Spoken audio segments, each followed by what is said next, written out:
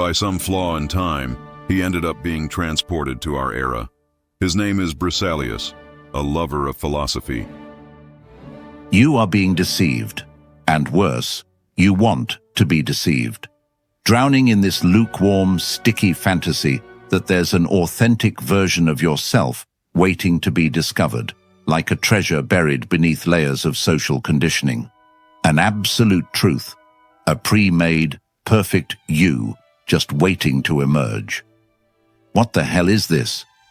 Let me be brutally honest, as only reality can be. The search for this authentic self is not a journey of liberation. It's a trap, a prison of mediocrity disguised as self-discovery. It's the cruelest of lies whispered by the comfort culture, sold by internet gurus with plastic smiles and hollow speeches. You live obsessed with finding who you really are, as if identity were an archaeological artifact, an Egyptian mummy waiting to be unearthed and displayed in a museum of your own vanity. People spend fortunes, years in therapy, exotic trips, and countless hours in empty introspection, all to unravel a true self that never existed in the way they imagine. They drown in a swamp of subjectivity, hoping that, in some magical way, happiness and purpose will sprout from the mere contemplation of their existential navel. This isn't self-knowledge, it's self-indulgence, a passive way of waiting for answers to fall from the sky while their life crumbles around them. The illusion is so potent it has become dogma. Just be yourself and everything will work out. But which yourself? The lazy one, the fearful one, the irresponsible one? This seductive promise of being yourself is in fact an invitation to inertia, to the justification of your own laziness, and to the evasion of responsibility. It's the perfect excuse to avoid the hard work, the relentless discipline, and the painful sacrifice that truly forge a valuable individual. The real danger lies in the illusion that your essence is already complete and perfect, merely awaiting revelation, when in truth, it needs to be built, brick by brick, with sweat, blood, and most importantly, with the systematic elimination of your weakest and most unproductive self. This is the secret they hide, the inconvenient truth that shatters the delicate house of cards of your authenticity. You are not born authentic, you become authentic through action, not passive introspection. And happiness, it's not in finding, but in building. Prepare to dismantle the myth that chains you to your own mediocrity. Prepare to see authenticity for what it truly is, a crutch for the weak and a cage for the cowardly. The decomposing mask of the natural me. Let's tear off the veil once and for all. The idea that there's an essential, immutable, authentic self waiting to be freed from its social shackles is a dangerous construct. It's a fairy tale for adults who refuse the harshness of reality. There is no true you frozen in time, untouched by experience, by choice, and especially by action. Yourself is not a seed that inevitably sprouts into a majestic tree. It's a garden that needs to be cultivated, pruned, fertilized, and sometimes have weeds furiously ripped out without mercy. And many of those weeds are the most primitive impulses: laziness disguised as comfort, fear camouflaged as being true to myself. This is the version of the natural me that smells of decay, that settles for minimal effort and avoids any form of genuine transformation. It is your most rudimentary essence, not your highest. Observe the legion of be-yourself worshippers. They cling to this maxim like a shipwreck survivor to a rotten piece of wood in a shark-infested sea. What do they discover by following this maxim? Most often, it's the most complacent, the most undisciplined, the most reactive version of themselves. It's the self that prefers instant gratification to long-term effort. The self that avoids confrontation, constructive criticism, and any situation requiring discomfort or a proactive stance. They see procrastination as creative fluidity, lack of ambition as inner peace, and inability to maintain a commitment as personal freedom. All under the sacred mantle of authenticity. What a perverse convenience. It's the universal excuse for stagnation. I am who I am, accept me as I am, they say, with a tone of finality that closes off any possibility of improvement or transformation. They are not being authentic, they are being lazy and expect the world to accept that laziness as a virtue. This narrative of authenticity as an unquestionable virtue is a product of an era that overvalues feeling over action, intention over concrete results. It convinces us that being transparent with our weaknesses is a sign of strength, when often it's just a public display of cowardice and lack of emotional control. Think of those who use their authenticity to justify public outbursts of anger, grotesque social ineptitude, or a consistently negative attitude that poisons any environment. "Oh, I'm just honest," or "I can't pretend to be someone I'm not," they proclaim, while spreading toxicity around like an open sewer. They are not authentic, they are ill-mannered, irresponsible, and worse, too lazy to model more functional and respectful behavior. They become caricatures of themselves, trapped in the snare of an identity that, instead of being built with purpose, is merely reactive and subservient to their lowest impulses. This is the mask of the natural self, a face often deformed by indulgence and a total lack of conscious effort to elevate oneself. It's an invitation to the putrefaction of potential. Now, let's dissect the core of the problem, unearthing the truth like a scalpel cutting flesh. Authenticity is the perfect excuse for a lack of order and personal responsibility.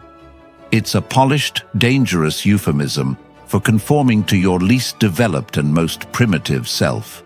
Imagine a piece of raw clay, freshly dug from the earth. Your authenticity is its initial, formless, perhaps sticky and purposeless shape.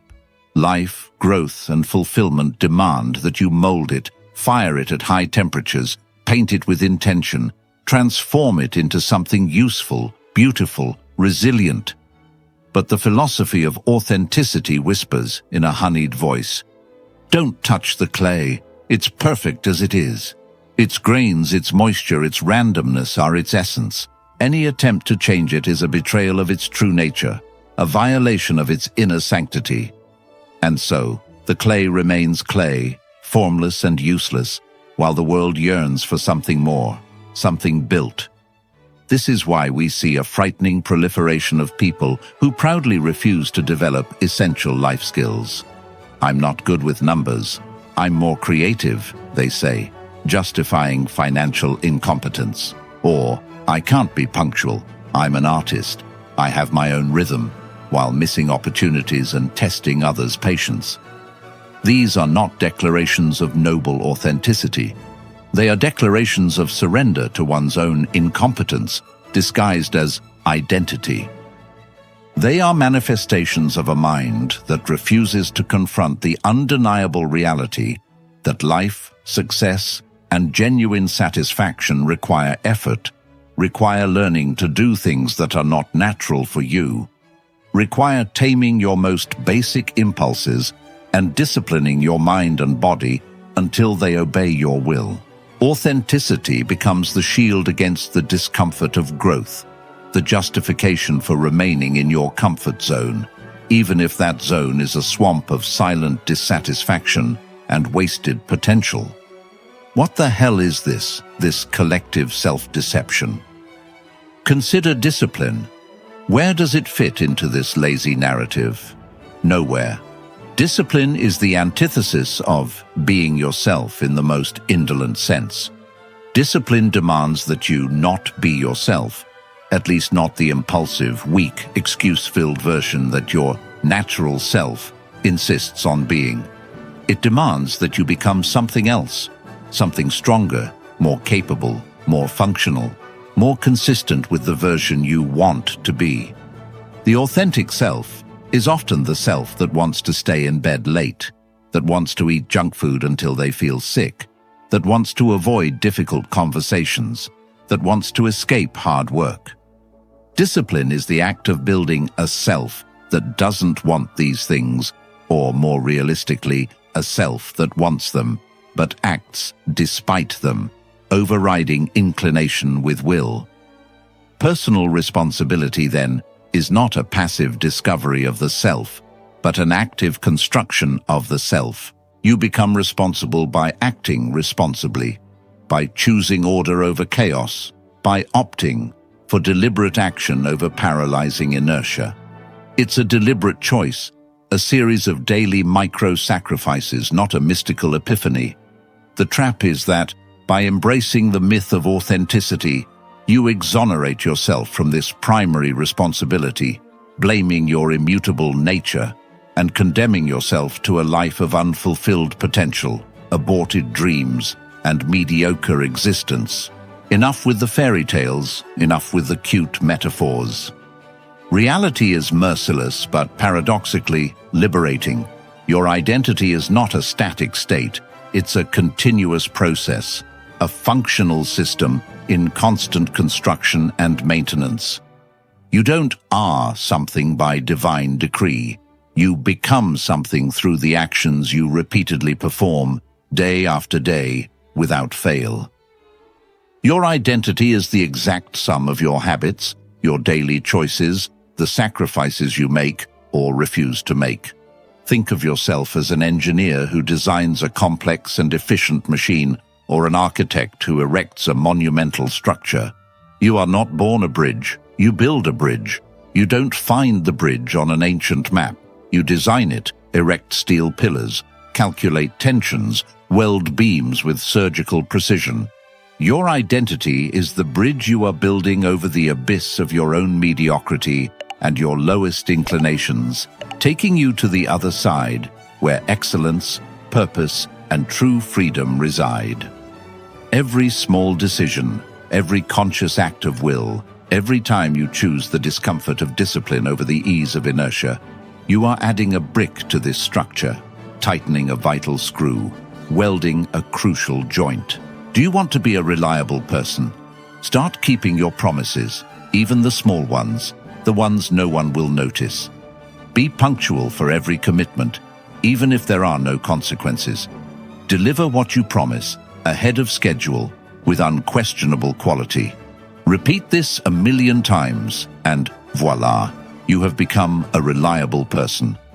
You didn't discover you were reliable as a divine revelation. You built reliability with sweat and repetition. Action precedes identity, always. You don't wait to feel confident to act.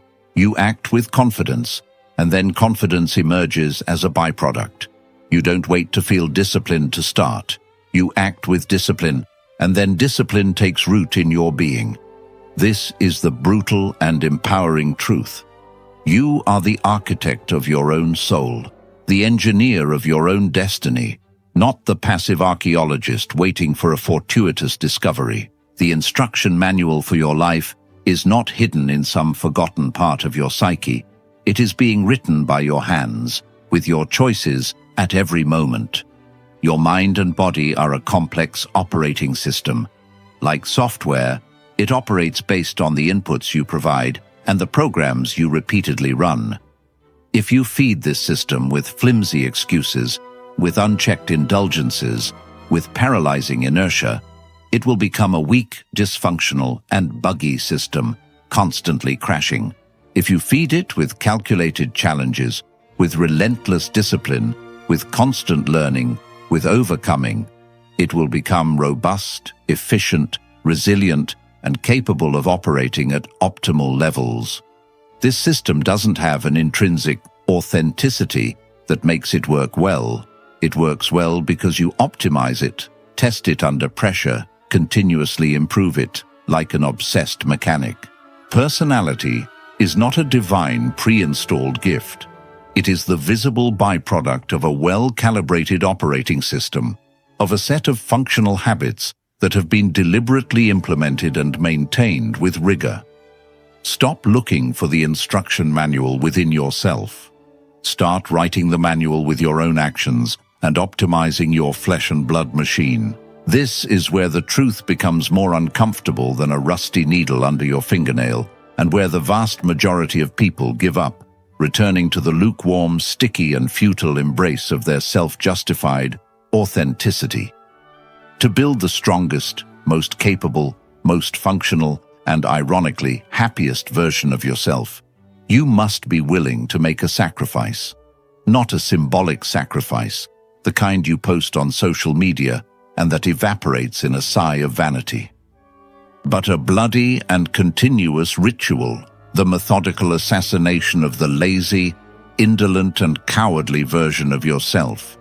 This is the creature that whispers sweet lies in your ear like a serpent, that convinces you to postpone what is difficult, to give up what requires effort, to settle for good enough when greatness is within reach. It is your most primitive, authentic self, the one that seeks the path of least resistance, that fears the pain of effort and the uncertainty of the unknown, that hides in the shadow of, "I've always been this way." The myth of being yourself teaches us to embrace this parasitic creature, to treat it with care and call it my inalienable essence. But I tell you, this essence is a dead weight.